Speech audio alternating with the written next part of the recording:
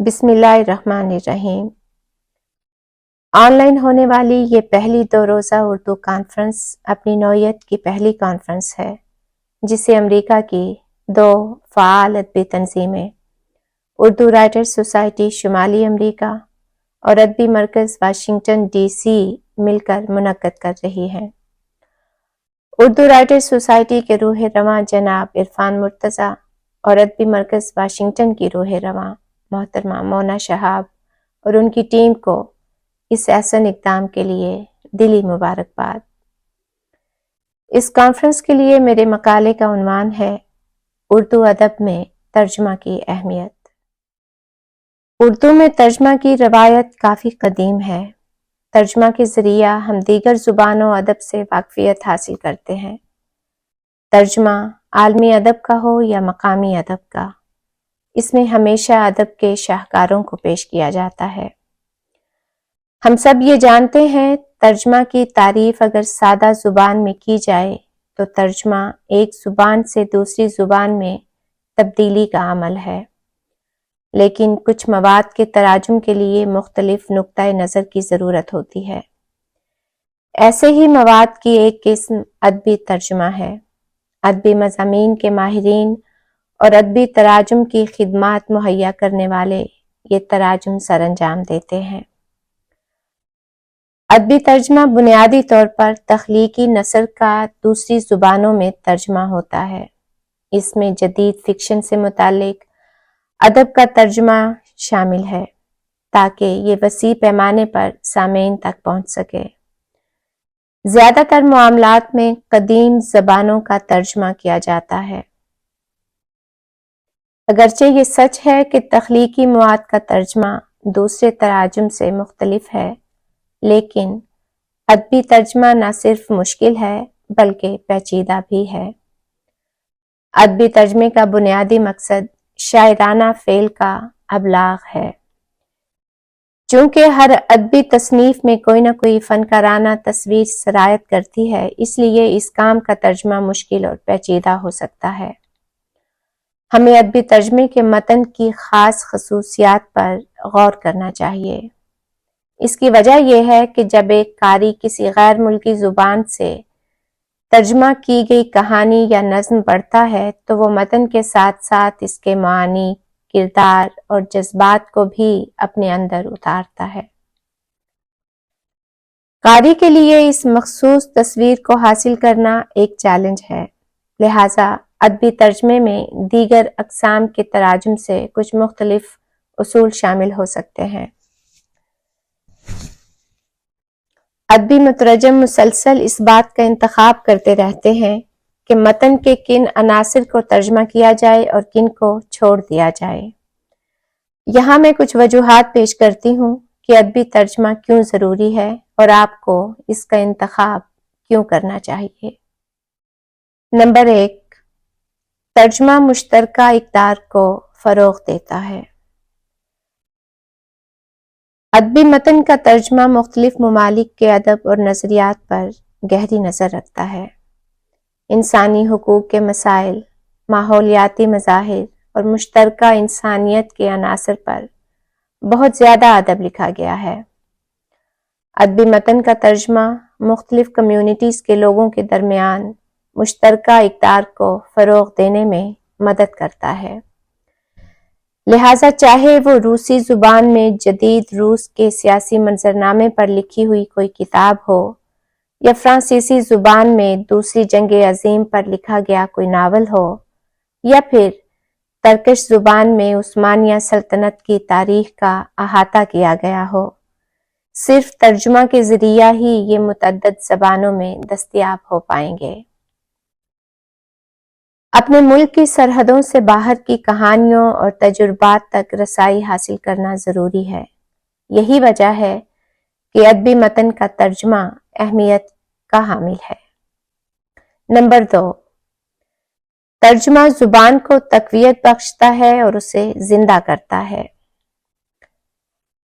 ادبی کام اور متن کے ترجمے سے فائدہ اٹھانے کے ساتھ ساتھ یہ اس زبان کو تقویت دے سکتا ہے جس میں اس کا ترجمہ کیا جاتا ہے۔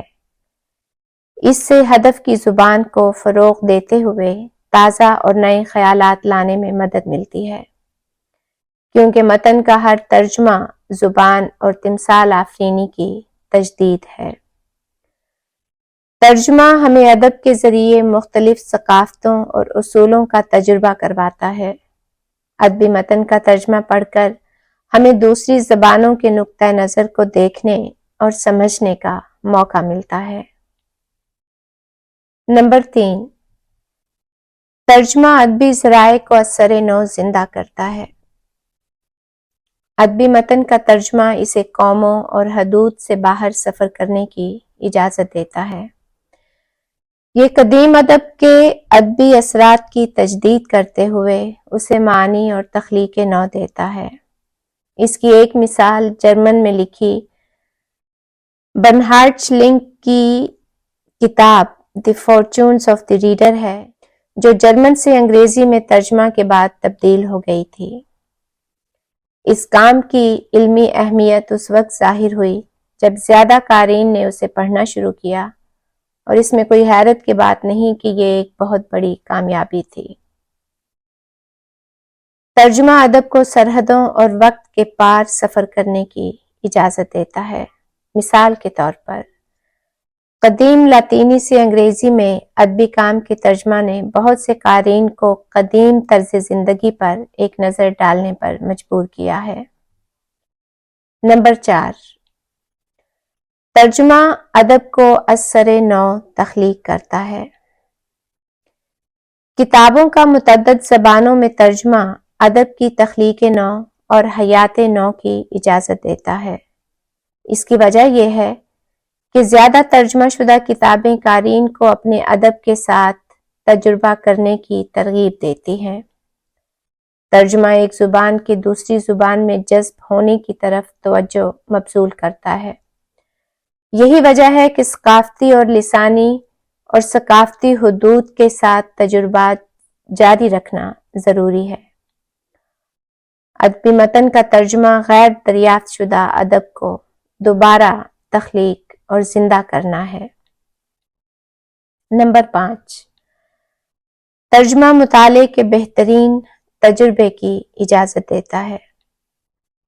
آرٹ کی دنیا بہت بڑی اور متنوع ہے۔ جب بھی ہم بہترین سے لطف اندوز ہونا چاہتے ہیں، ہم اپنی پسند کے آرٹ فارم کا انتخاب کرتے ہیں۔ مثال کے طور پر ہم مغرب کی موسیقی میں تنوع کی تعریف کرنے کے لیے عالمی شہرت یافتہ میوزک فیسٹیولز کا دورہ کرتے ہیں، تاہم ادب کے ساتھ بہترین کو تلاش کرنا قدرے مشکل ہو سکتا ہے۔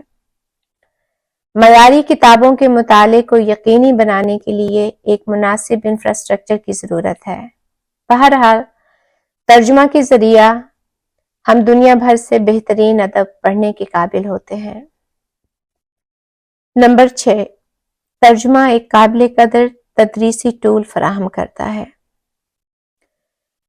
ترجمہ صرف ایک زبان کو دوسری زبان میں منتقل کرنے سے کہیں زیادہ آگے کی بات ہے، تاہم ادبی کام کے ساتھ ترجمہ زبان کی پیچیدگیوں کی گہری سمجھ بوجھ پیدا کر سکتا ہے۔ یہ تحریری اور بولی جانے والی بات چیت کی مہارتوں کو بہتر بناتا ہے، جس کے نتیجے میں تدریس کا قیمتی تجربہ ہوتا ہے۔ نئی زبانیں سیکھنے کے فوائد ترجمے کے منصوبوں اور سائنسی تحقیق دونوں کے ذریعے واضح ہیں۔ ترجمہ زبان سیکھنے اور اسے مزید جاننے کی تلاش کو آگے بڑھاتا ہے۔ ترجمہ کی خبروں کی ویب سائٹ ٹرانسلیشن نیشن پر کچھ اقدامات یہ ظاہر کرتے ہیں کہ ترجمہ زبان کی تعلیم کو بہتر بنانے کا باعث بنتا ہے۔ اس سے نوجوانوں میں اعتماد کے ساتھ ساتھ تنقیدی سوچ میں اضافہ ہوتا ہے۔ جیسا کہ ترجمہ نئی زبانوں کے ساتھ تجربہ کرنے کے دروازے کھولتا ہے، اس کے نتیجے میں بالآخر قارئین زبان سیکھنے میں زیادہ مشغول ہو جاتے ہیں۔ نمبر 7، ترجمہ نئے قارئین اور مصنفین کو متعارف کرواتا ہے۔ ادبی ترجمہ کا ایک دلچسپ پہلو یہ ہے کہ یہ دنیا بھر کے سامعین کو نئے موضوعات کے بارے میں پڑھنے کی ترغیب دیتا ہے۔ مزید یہ کہ یہ دوسرے ممالک اور زبانوں کے مختلف نقطۂ نظر کی تفہیم فراہم کرتا ہے۔ بین الاقوامی سطح پر ہونے والے ادبی میلے نئے قارئین کو اپنی طرف متوجہ کرتے ہیں، مطالعے کی عادت کو فروغ دیتے ہیں۔ اس کے علاوہ چونکہ یہ میلے مختلف لسانی گروہوں کے لیے منعقد کیے جاتے ہیں تو اس سے ترجمہ کو فروغ دیا جاتا ہے۔ ان تراجم کے ذریعے ادبی کاموں تک رسائی فراہم کر کے قارئین کو مختلف زبانوں میں تجربات کرنے کا موقع فراہم کیا جاتا ہے۔ لہٰذا ادبی ترجمہ عوام کو اپنی زبانیں جاننے کے مواقع فراہم کرتا ہے اور ساتھ ہی انہیں مزید پڑھنے پر بھی مجبور کرتا ہے۔ اس کے علاوہ یہ ان کم گو قارئین کو بھی مطالعہ شروع کرنے کی ترغیب دیتا ہے جس سے پڑھنے والی کمیونٹی مزید وسیع ہوتی ہے۔ نمبر 8، ترجمہ نئی منڈیوں کی ترقی کی طرف جاتا ہے۔ ترجمہ نئے ادبی متن کے ساتھ تجربہ کرنے کی اجازت دیتا ہے۔ ادب کی دنیا میں بڑے بازار دریافت ہو رہے ہیں۔ معروف کاموں کے تراجم مارکیٹ کی نئی تلاش کے دروازے کھولتے ہیں۔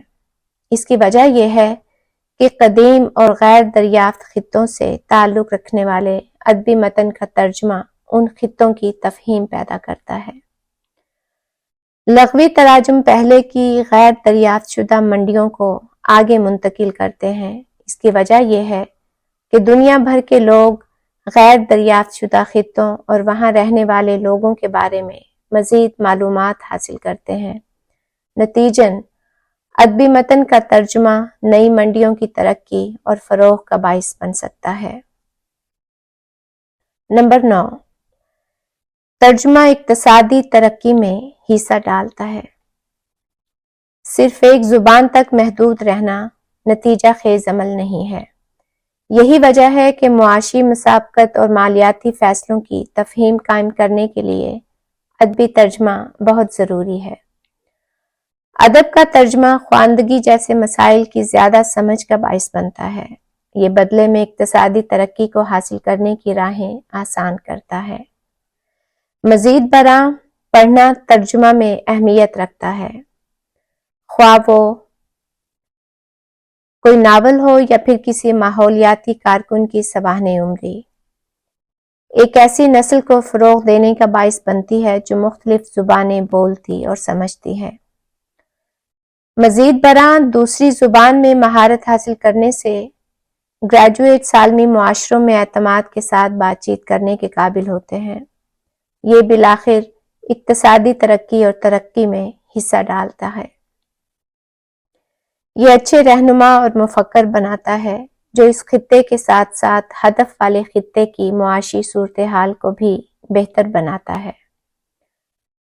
آخر میں اپنی بات کنکلوڈ کرتے ہوئے یہ کہنا چاہوں گی، ادبی کام کا ترجمہ ایک مشکل کام لگتا ہے، لیکن یہ ایک تخلیقی کام ہے جو اپنے آپ میں دلچسپ ہے۔ ترجمہ شدہ کتاب یا نظم دوسرے خطوں کے قارئین اور شائقین کو اپنی طرف متوجہ کر سکتی ہے جو شاید ترجمہ شدہ ورژن کو پڑھنا چاہتے ہوں۔ تاہم ادبی متن کے ترجمے میں کچھ عناصر ایسے ہونے چاہیے تاکہ انہیں پوری دنیا میں پڑھا جا سکے۔